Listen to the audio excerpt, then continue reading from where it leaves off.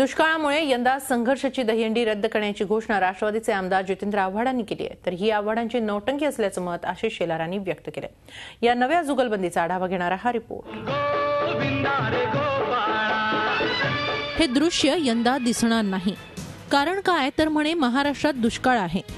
याआधी राज्यात दुष्काळ असतानाही आव्हाडांनी जोशात दहीहंडी साजरी केली। मात्र यंदाचा दुष्काळ पाहून आव्हाडांचं काळीज तिळतिळ तुटलं आणि त्यांनी दहीहंडीच रद्द केली। महाराष्ट्रात आजही पावसाची लक्षणं दिसत नाही। एकदा पेरण्या झाल्या, पेरण्या जळून गेल्या, दुबार करण्याची पेरणी करण्याची वेळ आली, पाऊसच नाही। शेतकऱ्यांच्या डोळ्यात आता अश्रू दिसायला लागले आणि असं महाराष्ट्रात संकट असताना आपण दहीहंडी पूर्ण दिवस साजरी करायची हे माझ्या मनाला काही पटत नाही।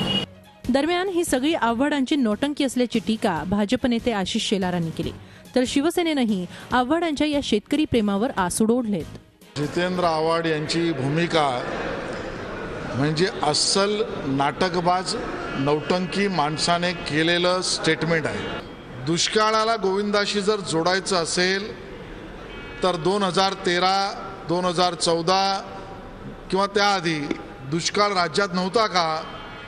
त्यावेळेला दुष्काळ असताना मात्र गोविंदा याच जितेंद्र आव्हाडांनी घेतला।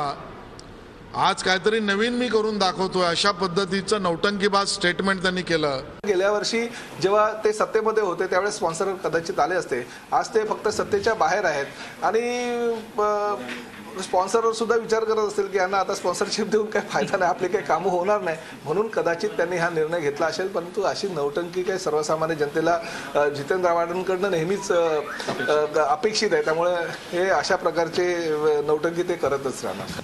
आता आव्हाडांना यंदाच्या वर्षीच ही सद्बुद्धी का सुचली अशी चर्चा रंगली आहे। यावेळी सत्ता नसल्यानं स्पॉन्सर्सनी पाठ फिरवल्याचं बोललं जात आहे। शिवाय दहीहंडीच्या साहसी खेळासाठी महाराष्ट्र सरकारनं केलेले कडक नियम हे देखील त्यांच्या माघारीचं कारण असू शकेल।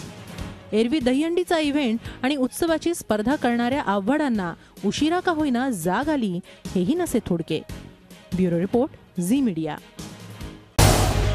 झी 24 तास रहा एक पाऊल पुढे।